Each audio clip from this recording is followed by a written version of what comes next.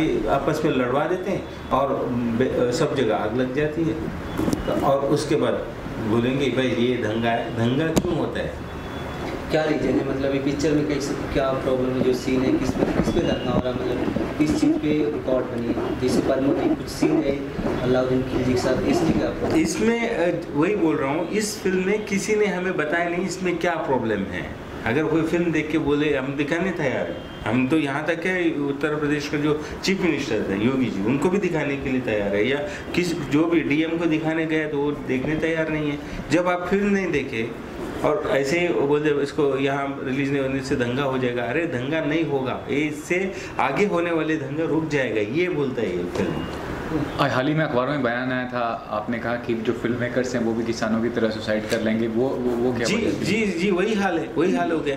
जैसा हम जो फिल्म मेकर्स है, फिल्म का टिकट में जीएसटी जाता है, गवर्नमेंट को टैक्स जाता है, उसमें उसकी फिल्म बनते वक्त हम सारे टैक्स पे करते हैं। जितने एक्टर्स है सबसे ज़्यादा टैक्स पे ही है, कितना टैक्स भरते हैं हर आदमी, और हम लोग पेमेंट लेते हैं, उसमें हमारा टीडीएस कटता है, फिर वो हम लोग टैक्स रिटर्न फाइल करते हैं, उसमें से ज़्यादा है। ये सारा चीज़ गवर्नमेंट को जा रहा है हमारी तरफ से, और गवर्नमेंट एक ऐसा ये जो आज से नहीं पहले से ये एक फिल्म इंडस्ट्री को पता नहीं क्यों क्या प्रॉब्लम है इनको, हर चीज़ में हम क्यों टारगेट में हैं, हमें क्यों तकलीफ दिया जाता है। ये तो वही हो गया है जो किसान को ये लोग बारे में सुनते नहीं हैं और किसान लोग सुसाइड करते जा रहे हैं। तो वही चीज़ हमारे साथ भी होगा, आज नहीं तो कल। अभी फिल्म का आदमी जितना उसका सेविंग है सब लगा दिया, और लगाने के बाद में उसका रिटर्न तो आना चाहिए उसको। ठीक है, वो फिल्म अगर अच्छी नहीं है, बुरी है, ये तो ऑडियंस समझेगी ना। और उससे पहले ये लोग क्यों ऐसा कर रहे हैं? इन्फॉर्मेशन ये है कि आपने ओवरसीज के लिए कुछ और बनाया है, इंडिया के लिए कुछ और बनाया है, कंटेंट जो बाहर मीडिया के रही है उसके बारे में? नहीं, ऐसा नहीं है, एक ही सेंसर हुआ है, ओवरसीज़ के लिए भी, सब चीज़ के लिए एक ही बार सेंसर किया है, वो एक ही फिल्म है। हमने जब फाइनल जो यूए सर्टिफिकेट मिला हुआ है वही फिल्म है, और फिल्म के अंदर जब जो भी कम्युनल वायलेंस के ऊपर फिल्म बनता है और ज़्यादातर क्या होता है उसमें ये सर्टिफिकेट दिया जाता है। बट इसमें क्या है ना कि हम बैलेंस करके लेके गए, इस वजह से ये फिल्म में कभी भी वो नहीं है। तो ना ये बोल रहे कि आपने दो बनाई है, मतलब मूवी दो बनाई है, एक ओवरसीज के लिए बनाई है और एक इंडिया के लिए? नहीं, ऐसा कुछ नहीं है, एक ही फिल्म है, ये कोई रूमर है, ऐसा कुछ नहीं है, अफवाह है। एक ही फिल्म है, जो यहाँ भी वही दिखेगा, ओवरसीज़ में भी यही दिखेगा। उसमें ये है भाईचारा की बात है, सद्भावना की बात है कि सब हिंदू मुसलमान हम सब एक है, कि जो दंगा हुआ वहाँ पे भी हिंदू लोग मुसलमान को हेल्प किए और मुसलमान भी हिंदुओं को हेल्प किए। हर कम्युनिटी में कुछ गलत लोग हैं, हिंदू में भी हो, मुसलमान में भी हो, हर पॉलिटिकल पार्टी में कुछ गलत है, वो हर गलत आदमी गलत होता है, वो कोई उसका कोई कम्युनिटी नहीं होता, उसका कोई कौम नहीं होता। ये है खबर ये भी सुनने में है कि शायद आपने इतिहास के साथ छेड़छाड़ की है मूवी के अंदर। ये पद्मावती था ये, बिकॉज मेरा जो कैरेक्टर है बबलू का, ये इकलौता किरदार है इस फिल्म में जो कि लोगों को हंसाएगा, जहाँ लोगों को, बिकॉज फिल्म जो है बहुत सीरियस है। आप लोग जानते हैं कि मुजफ्फरनगर दंगे हैं तो दंगों पे ऑब्वियसली कोई भी चीज़ बनती है तो बहुत सीरियस हो जाती है। उस केस में क्योंकि ऑडियंस बोर ना हो तो एक कैरेक्टर है बबलू जो कि देव मलिक का चड्डी बड्डी है, दोनों बचपन के दोस्त हैं। अब क्योंकि देव जो है वो बाहर चला गया था स्टडी करने के लिए और बबलू की जो परवरिश है वो मुजफ्फरनगर की हुई है, तो ऑब्वियसली उसका जो टॉन है, उसका बात करने का तरीका हो या बोलने का हो, वो सब मुजफ्फरनगर का देसी आपको मिलेगा देखने को। और जब वापस आता है देव मलिक तो उसकी लाइफ में जो गर्लफ्रेंड आती है उसको पटाने में कैसे ये हेल्प करता है। समटाइम ऐसा होता है कि लड़की वो छेड़ता है, पिटाई इसकी हो जाती है, और जब राइट्स का एक टाइम आता है तो उस सिचुएशन में ये कैरेक्टर बहुत सीरियस हो जाता है, और एक सबको हंसाने वाला जॉली कैरेक्टर भी कैसे बंदूक उठाने पे मजबूर हो जाता है, ये आपको उसमें देखने को मिलेगा। बताइए अनुभव कैसा रहा जब आप शूटिंग कर रहे थे फिल्म के दौरान? कोई ऐसा वाकया हुआ, अच्छा बुरा, कुछ भी ऐसा वाकया जो याद हो आपको? जी, क्योंकि लंबा शूटिंग शेड्यूल था, बहुत सारे अच्छे और पूरा कोई वाकया नहीं था, सभी अच्छे हमारे मोमेंट्स थे।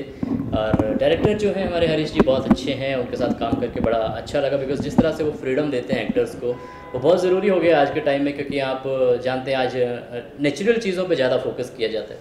तो उसी तरह से हरीश जी ने बड़ा फ्रीडम दी कि जो कैरेक्टर है उसको मैं अपने तरीके से प्ले कर सकूँ, बाकी आर्टिस्टों को भी उसी तरह से फ्रीडम दी गई, तो इस तरह से काम करने में बड़ा मज़ा आया। और हम लोग रियल लोकेशन पे शूट कर रहे थे, तो वहाँ पे जो वहाँ के लोकलाइट्स थे, जितने भी वहाँ के निवासी थे, उन लोगों ने बड़ा प्यार दिया, बड़ा सपोर्ट दिया और वहाँ हमें बहुत सारी चीज़ें जानने को भी मिली। उस टाइम जो लोग थे जो राइट्स से प्रभावित हुए थे, उन सब से भी वहाँ पे मिलना हुआ और उन्होंने अपने अपने जो अनुभव बताए और उनको सुन के हमारे दिल पे जो बीती, हम फील कर पा रहे थे कि उस समय वो लोग क्या फील कर रहे होंगे, किस हालात से गुजरे होंगे। और जब हमने उस सबको सुना तो हम और सीरियस हो गए कि यार इस कैरेक्टर को उस तरह से किया जाए ताकि जो असली दर्द उन लोगों ने झेला है वो लोगों के सामने आ सके। इसके अलावा कौन से प्रोजेक्ट में काम कर रहे हैं? इसके अलावा मेरी सबरंग आ रही है, आप सभी को मालूम होगा, अभी 2 दिन बाद उसका म्यूज़िक लॉन्च है और 15 दिसंबर को सबरंग भी रिलीज़ है। और उसके अलावा फिर 2 फिल्में और हैं, उनकी जैसे ही डेट्स अनाउंस होंगी तो आप लोगों को पता चली जाएंगी। फिलहाल मुजफ्फरनगर 17 नवंबर को रिलीज़ है और मेरी गुजारिश है सभी लोगों से कि वो लोग ज़रूर थिएटर में जाएं। आप थिएटर में जाइए, देखिए, फिल्म आपको मजबूर कर देगी तालियां बजाने पे, फिल्म आपको मजबूर कर देगी उसकी तारीफ़ करने पे। सर क्या कहना चाहेंगे? मुजफ्फरनगर में बहुत सारी विवाद अभी मालूम पड़ रहा है, विवाद हो रही पिक्चर को लेके, तो क्या कहना चाहेंगे? क्या इसमें ऐसी वो है जो जिस कंटेंट जो प्रॉब्लम हो रही है? देखिए, जो भी विवाद हो रहे हैं, जो सुनने में आ रहा है, शायद इसलिए आ रहा है क्योंकि फिल्म का नाम मुजफ्फरनगर है। तो क्योंकि एक दुर्भाग्य की बात है कि मुजफ्फरनगर का जो नाम है वो आजकल वो जो 2013 में दंगे हुए थे उसी के लिए लिया जाता है। लेकिन आप फिल्म देखेंगे तो ये जितने भी विवाद हो रहे हैं सब बंद हो जाएंगे, क्योंकि हमारी फिल्म दंगा भड़काने के लिए नहीं बनाई गई है, बल्कि आगे कभी दंगे ना हो इस चीज़ को देखते हुए फिल्म को बनाया गया है कि जो भी ऑडियंस आए इस फिल्म को देखे तो ये समझे कि कितनी छोटी सी चीज़ की वजह से दंगा हो सकता है और वो दंगा कराने वाले कौन लोग होते हैं और छोटी से अपने फायदे के लिए कैसे एक आम जनता जो हमारा जो देश की जनता है वो कैसे डिवाइड हो जाती है, कैसे आपस में दंगे कर लेती है, झगड़ लेती है छोटी सी चीज़ के लिए। तो ये हमारी फिल्म देख के दंगा बढ़ने की जगह उल्टा ऐसा हो जाएगा कि दंगा कभी होगा ही नहीं। तो हमने उस चीज़ को देखते हुए फिल्म को बनाया। तो जी सर बताइए। तो बेसिकली ये कहना चाहता हूँ कि जो भी वाद विवाद हो रहे हैं ये मुझे लगता है फिल्म रिलीज होते ही वर्ड ऑफ माउथ जब पब्लिक देखेगी और इस बारे में चर्चा करेगी आपस में, तो ये जो वाद विवाद हो रहे हैं ये बंद हो जाएंगे। तो मुजफ्फरनगर टाइटल से विवाद है, मतलब इसका जो कैरेक्टर है किस तरह का पूरी पहलू, इसके बारे में आपने मतलब जिन्होंने लिखा है जी पूरी मतलब इसके बारे में इंक्वायरी की है, जो विवाद है, जो घटनाएं घटी थी मुजफ्फरनगर में जी उसके बारे में पूरा मतलब डाली। कुछ मेकर्स ऐसे जो पिक्चर के साथ ये मतलब क्या होता है कि छेड़छाड़ करते हैं इतिहास का इंटरटेनमेंट डालने के लिए, तो उसको लेके कंपेयर करें पद्मावती तो बहुत सारी प्रॉब्लम्स क्रिएट होगी इसके साथ भी जी। तो इस विषय क्या कहना चाहिए, कितने सारे हैं इसके बारे में? अगर मैं बात करूं मुजफ्फरनगर की, तो क्योंकि हमारे जो प्रोड्यूसर हैं मनोज कुमार मांडी जी वो मुजफ्फरनगर से ही हैं और उन्होंने ये दर्द जो हुआ था, जो दर्दनाक हादसा हुआ था, उसका जो दर्द है अपनी आंखों से महसूस किया था। लेकिन क्योंकि उस टाइम मीडिया द्वारा या जिस भी मीडियम से चीज़ें बाहर आई वो सिर्फ एक्सक्लूसिव चीज़ें बाहर आई थी, कम समय में जितनी ज़्यादा न्यूज़ मिल पाती, तो उसमें जो भी चीज़ें हैमर हुई थी वो सिर्फ दंगे हुए थे, मारकाट हुई थी। लेकिन मनोज जी ने इस चीज़ को पूरा अपनी आंखों से देखा था, फिर उन्होंने उसको लिखा। तो वो जो लिखने के दौरान उन्होंने ऐसी ऐसी डिटेल्स बाहर लाए और उन डिटेल्स को जब आप फिल्म में देखेंगे तो आपको पता चलेगा कि हम लोगों ने फिल्म के अंदर सिर्फ वही चीज़ दिखाई है जो असल में वहाँ हुई थी। मुझे नहीं लगता कि कोई भी इंसान मुजफ्फरनगर से आके या सरकार का कोई भी अधिकारी आके ये कहेगा कि ये फिल्म में आपने ये चीज़ गलत दिखाई है, ऐसा नहीं हुआ था, ये आपने ज़्यादा दिखा दिया है। हमने वही दिखाया है जो हुआ था और हम इस चीज़ की गारंटी इसलिए ले सकते हैं क्योंकि फिल्म बनाते टाइम हम लोग अपने आप में फिल्म नहीं बना रहे थे, हम लोगों ने पूरे मुजफ्फरनगर की आम जनता को साथ में लेके फिल्म बनाई। तो उन्होंने हमारा साथ दिया ये बताने में कि हाँ ये चीज़ एग्जैक्टली ऐसी हुई थी या ये चीज़ सर ये ऐसे नहीं ऐसे हुई थी। तो हमारी फिल्म में आपको इतिहास के साथ छेड़छाड़ करने वाली बात तो डेफिनेटली नहीं नजर आएगी। कहीं ना कहीं मुजफ्फरनगर एकता का प्रतीक माना जाता है जी बहुत पुराने दौर से जी। तो इस दंगे के बारे में क्या कहेंगे आप फिल्म को लेकर? अभी अफवाहें भी हैं बहुत सारी जी, कहीं रिलीज भी नहीं होने देंगे ऐसा भी जी।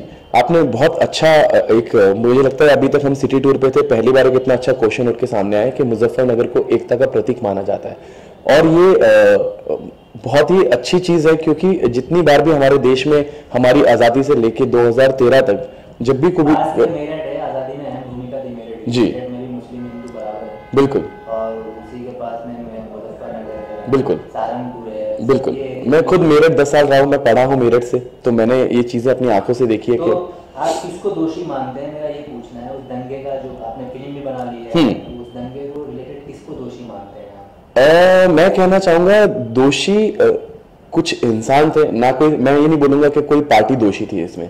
पार्टी में कुछ गलत लोग थे जिनकी वजह से ये चीजें हुई। वो चाहते तो वो चीज जो शुरुआत में ही रोकी जा सकती थी, बाद में इस दंगे को, जब ये दंगा बहुत बड़ा फैल गया था तब किसने रोका? शासन ने आके रोका। वही चीज शायद शुरुआत में रुक पाती अगर उसके सही समय पे उसके ऊपर एक कदम ले लिया जाता, जो डिले हुआ। पार्टी दोनों अच्छी हैं, तीनों अच्छी हैं, जितनी भी पार्टीज हमारे देश में सब अच्छी हैं। उनमें कुछ एक लोग ऐसे हैं जो अपने पर्सनल फायदे के लिए चीजों को बढ़ावा देते हैं, और हमारी जनता कहीं ना कहीं आज भी उतनी मासूम है कि वो उनकी बातें सुनकर, मानकर अपने आप तैश में आकर कुछ गलत हरकतें कर बैठती हैं जो नहीं करनी चाहिए। आज योगी सरकार है जी, जब दंगे हुए थे तो समाजवादी सरकार थी जी। तो आज की सरकार अच्छी थी कि समाजवादी सरकार अच्छी थी, इस पे कुछ आप बोल दें। सरकार तब भी बहुत अच्छी थी, बहुत तरक्की की। सरकार अब भी बहुत अच्छी तरक्की कर रही है और हमारा देश इसी तरह तरक्की करते रहेगा। इस तरक्की के बीच में जो रुकावट है वो बहुत छोटी है। वो छोटी रुकावट ये है कि कहीं ना कहीं इंसानियत से बढ़ के जब कोई चीज आ जाती है, कोई धर्म आ जाता है, कोई मुद्दा आ जाता है, तो ये रुकावट, हमारी जो तरक्की की रुकावट है, ये रुक जाती है। तो हम अगर इंसानियत को पहल लेके चले, चाहे वो समाजवादी पार्टी की सरकार के टाइम पे थी, चाहे वो अभी योगी सरकार है या आने वाली कोई भी सरकार हो, जब वो इंसानियत को सबसे ऊपर लेके चलते हैं तो तरक्की का रुकने का कोई सवाल ही नहीं उठता। मुझे ऐसा लगता है कि जिस तरीके से हमारी यंग जनरेशन अब आ रही है, तो आने वाले टाइम पे शायद हम नेशन के पूरे वर्ल्ड में नंबर 1 पे आ जाएंगे। मूवी का कंटेंट बताना चाहें, मूवी का कंटेंट कैसा है और आपके लिहाज से फिल्म कैसी है, क्योंकि आपने इस पर मूवी का content, it's a reality based drama, जो एक सच्ची घटना पे एक पूरा ड्रामा बनाएगा। लेकिन ये एक डॉक्यूमेंट्री नहीं है, क्योंकि एक बॉलीवुड फिल्म है, तो हमें ऑडियंस को हर तरीके की चीज़ सर्व करनी है उसके अंदर। तो ये बेसिकली एक रियलिटी बेस्ड ड्रामा है।